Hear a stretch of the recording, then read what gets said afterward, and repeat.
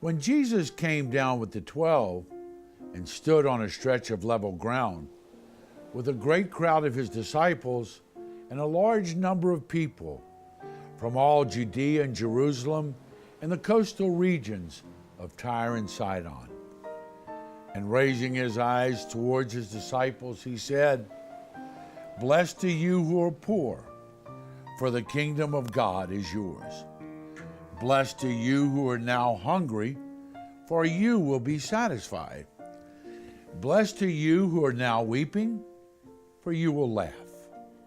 Blessed are you when people hate you, and when they exclude and insult you, and denounce your name as evil on account of the Son of Man.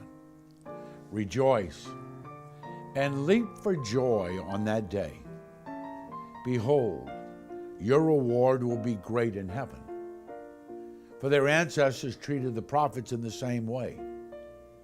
But woe to you who are rich, for you have received your consolation. Woe to you who are filled now, for you will be hungry. Woe to you who laugh now, for you will grieve and weep. And woe to you when all speak well of you, for their ancestors treated the false prophets in this way." Hello and welcome to Close Walk Catholic Communications. I'm Father Bayer, your host, and we're glad that you can join us. Blessed are you who are poor, hungry, weeping, hated, and insulted. It absolutely makes no sense.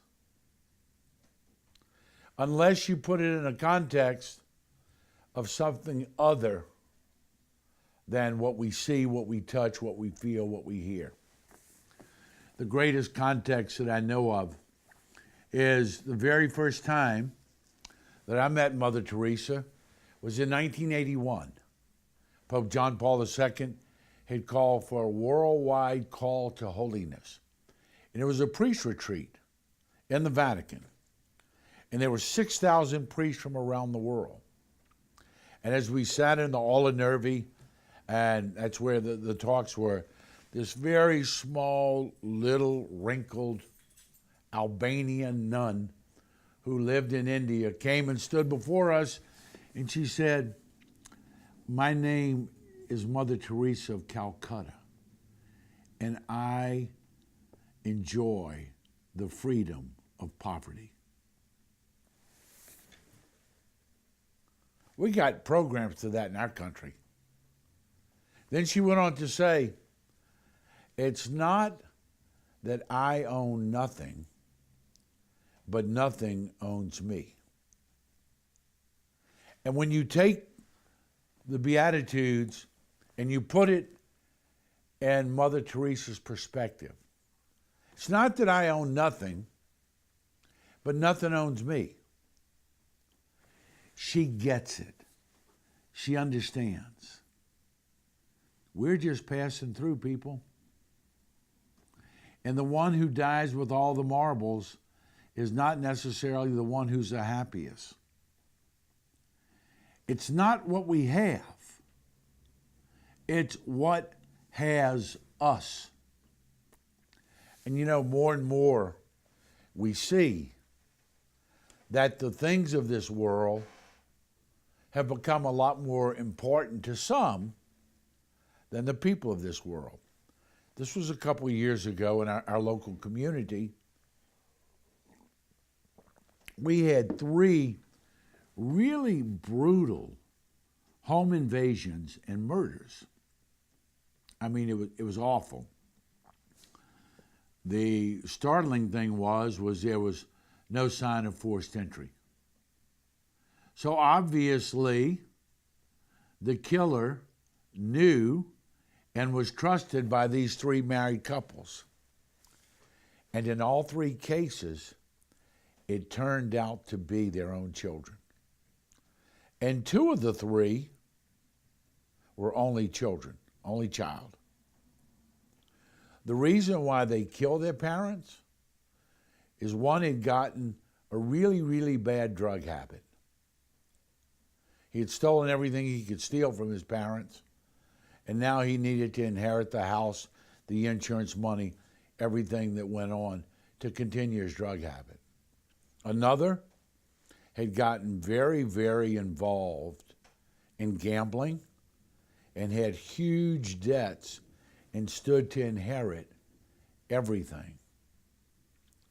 The third one also had a drug habit, and even though he had split it with one sister, it was still a lot more money than he would ever make. Really? Really? I'd rather kill my parents who've loved me, taken care of me. These weren't, crazy families and the drugs and the divorce, and there was none of that. I just need their money. I need it now. It's biblical.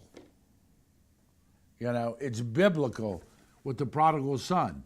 Give me my share of the inheritance and let me be on my way. Let me go do what I want to do with, dissolute women and everything else. When you get to that point where anything is more important than the people that God has entrusted to you to love and you care for, you're off the rails, baby. You're out of whack.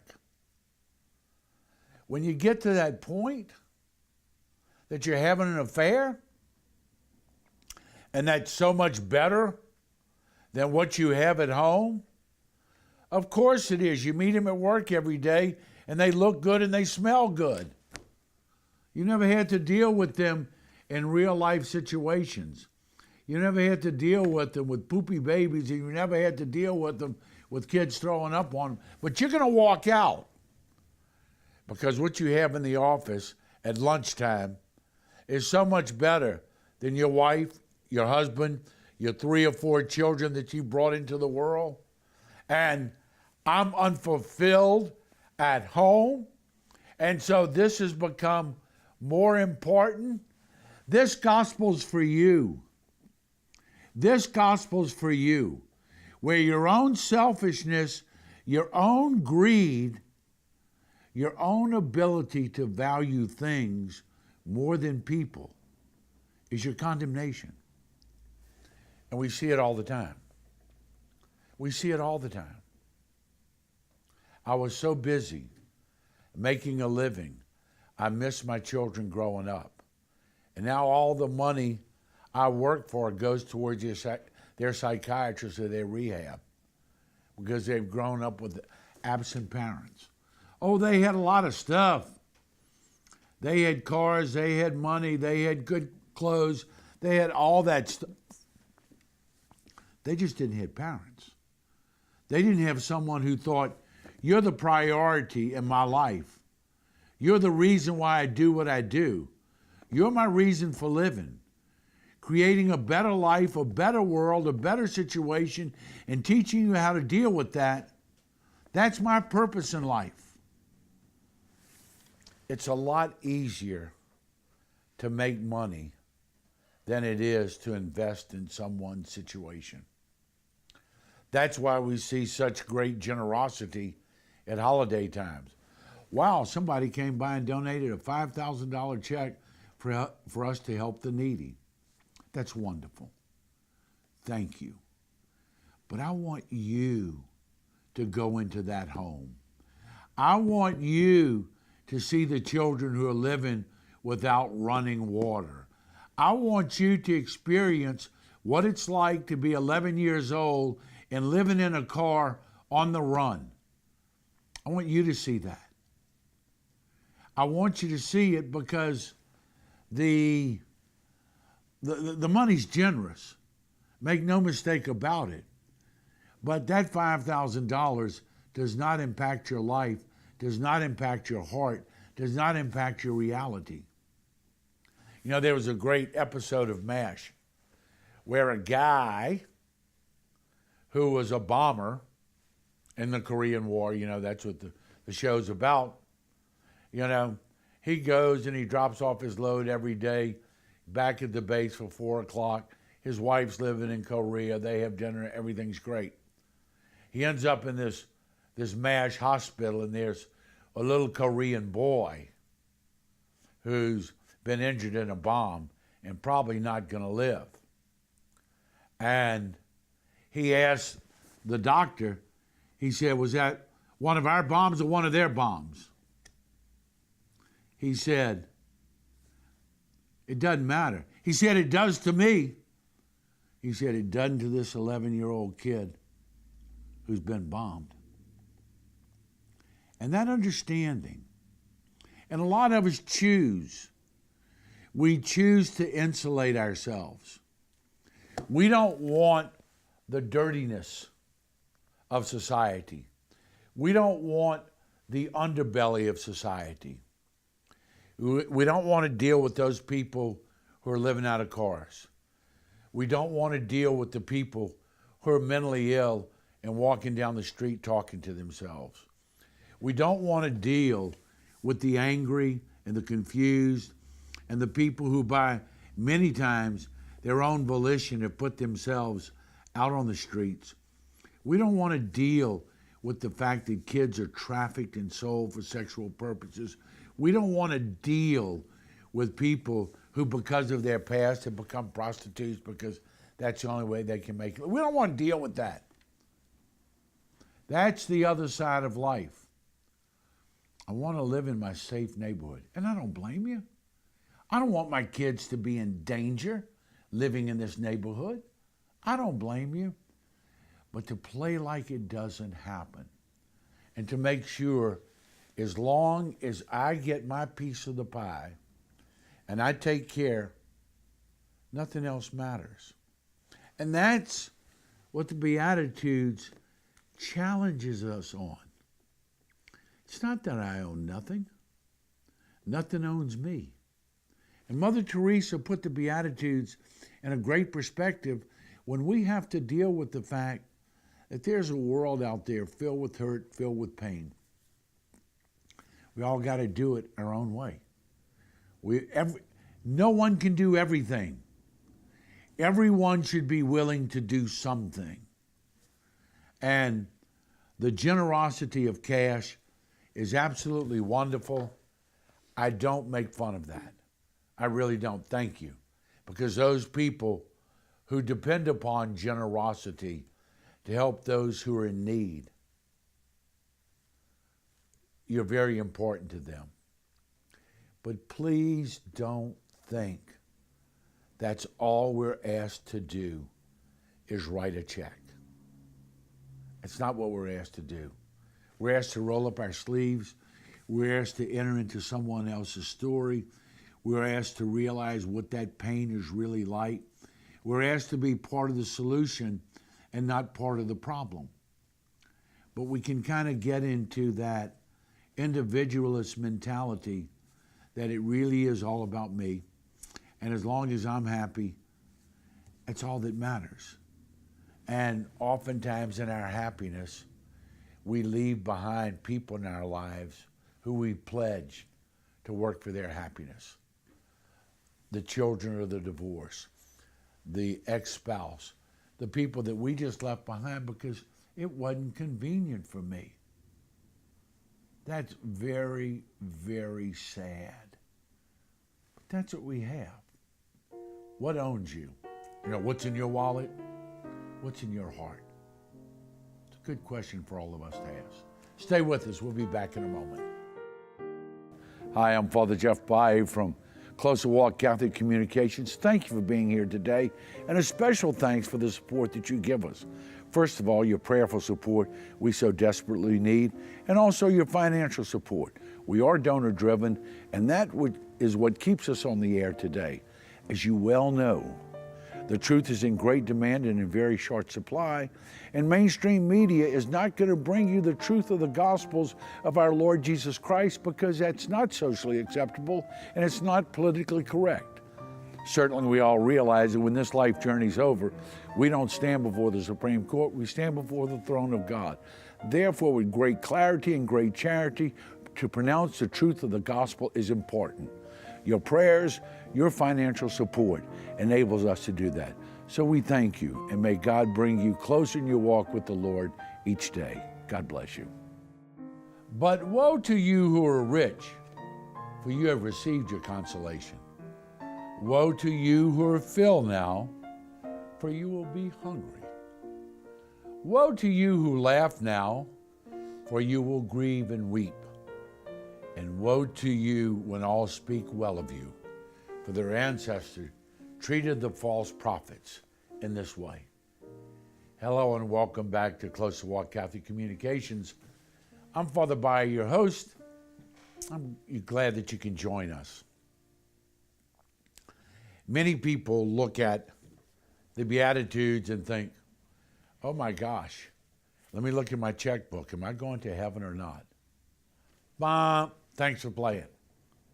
Not the right approach. A number of years ago, and it's been 10, 12 years ago, they had an NFL coach who won back-to-back Super Bowls. And of course, ESPN was doing this wonderful interview in his beachfront home and everything, and here he is sitting with his little, cheerleader type on his arm, and this guy is probably in his 60s, and she's probably not 30 yet. But anyway, he's talking about the team and about the wins and about what we had to do and this, that, and the other. And then someone asked him about his marriage. He said, yeah. He said, I got to a point where my marriage interfered with my career goals. And I realized that I could no longer be married if I wanted to be successful as an NFL coach. So a number of years ago, he divorced his wife and left his 2 sons at home. And has won 2 Super Bowls back to back. A lot of people probably revere that guy and say he's probably one of the best coaches that they've ever had in the league. I'm not in a position to evaluate that coach and his ability as a coach. But I can tell you, as a human being, he ain't much. Imagine sitting at home, watching your dad, who you see every 2 or 3 months, say on television that raising you did not fit into his career goals, and my NFL ring here was more important than my 2 sons. Try that one on for size. The whole purpose of dealing with when our Lord gives the Beatitudes is really a question about not what happens to you, but what you do with what happens to you in life. You know, the old saying, and I'm not going to say it on TV, but stuff happens. Sure it does. Happens to you, happens to me, happens to all of us. And everybody thinks we have the blue bird of happiness just kind of hovering over me, waiting to poop, okay? Well, everybody has challenges. Everybody has misfortunes. And that's part of life. But some people look at it as an opportunity to be angry at God. I'm angry at God because of.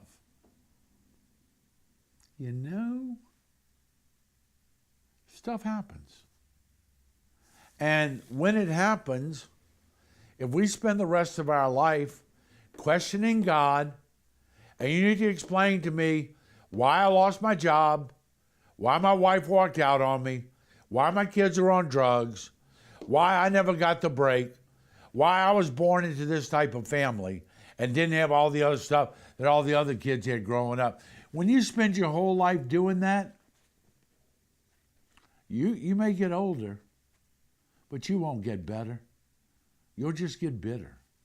And there are a lot of bitter people out there. They're bitter because life never afforded them the opportunity that everyone else had. And people go around looking for excuses rather than looking for opportunities. And so when he says, woe to you who are rich, because you've received your consolation. That has nothing to do with your income. It has nothing to do with your bank account. It has to do with the way you see that in your life. I've got a good friend who's been very successful. But he'll be the first one to tell me that his greatest success in life is his 6 children who are now adults, and he's a grandfather and a great-grandfather. His greatest accomplishment in life is that all of his children are still involved in the church. All of his children are active in their church, and all of his grandchildren and great-grandchildren are being raised in the faith. Now, he's got thousands to give away, or hundreds of thousands. I don't know. I don't ask. I don't care. And, he's widely sought after, and everyone who needs a donation ends up at his door. And he's very generous. But he will tell you, he's been married to his grade school sweetheart for 55 years. All of his children are still practicing Catholics, and his grandchildren are all practicing Catholic. And he comes from an addiction background, and he's had to deal with that in families all of his life. And he could have seen it as a reason why and could have used that, and never did. He'll probably die and has a very substantial will to fight over, okay? Doesn't matter. Doesn't matter. Because he understood what the purpose of his success was. And the purpose of his success was to enrich the lives of his employees, to enrich the lives of his own children, not by giving them stuff. They all had to work in the business. They didn't get free cars and, the Ivy League schools. These kids had to work. He could have afforded to give them everything. He gave them the most important thing. He gave them what they will need to one day be in heaven with him. That's what he gave them. He gave them a deep and profound sense of faith in their lives.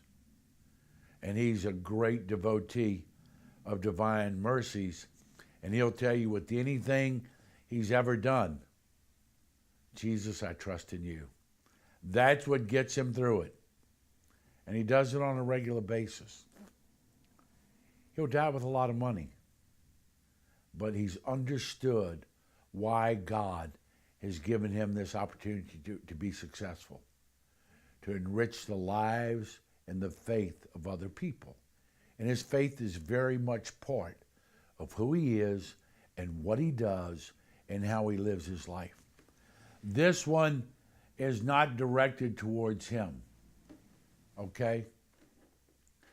Woe to you who are hungry, or fill now and you'll be hungry. Doesn't matter if you eat at the nicest restaurants. That really doesn't matter. We got a lot of opportunities to help people in need. And helping people in need is a challenge these days. I have friends who are sitting in the studios.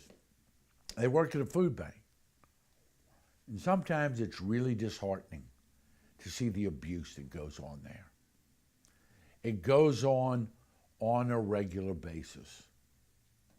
But when you really have people who are severely in need and you're able to help them, and you know that this box or boxes or whatever has made a profound difference in their life, in their children's lives, and they're very grateful, you can overlook all the other stuff.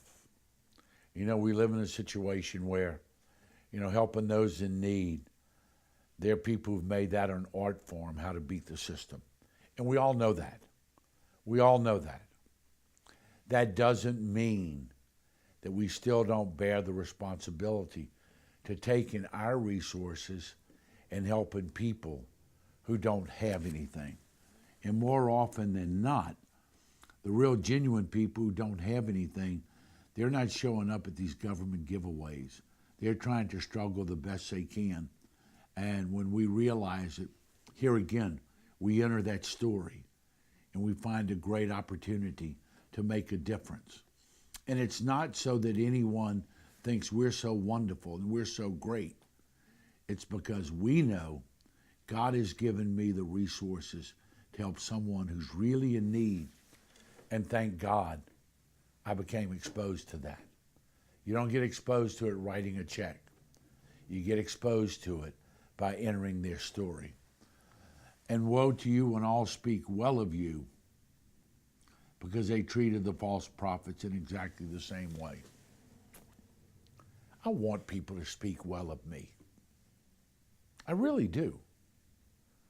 But I don't want them to blow smoke up my skirt and say, oh, you know, you're just so wonderful. I want, and it happened to me the other day at the March for Life. This couple came up to me, Father, gosh, thank you so much. When we came to you 40 years ago for marriage counseling, I didn't think we would make it. Look at us here. Thank you for what you did for us. Wow. It wasn't me. I gave them a few little things. They put the pieces together, and they've worked it out for 40 years. But I appreciated that. I appreciated the fact that their marriage stayed together.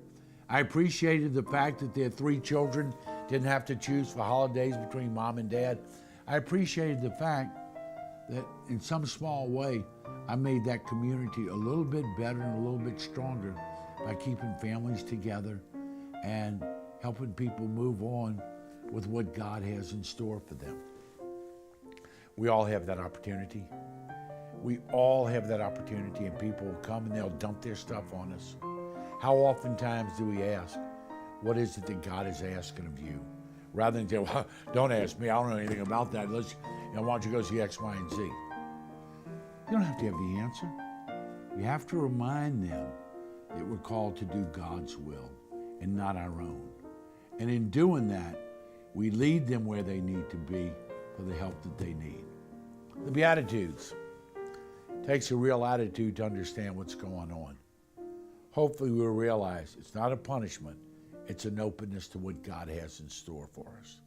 Thank you for being with us. May each day bring you closer in your walk with the Lord. God bless you.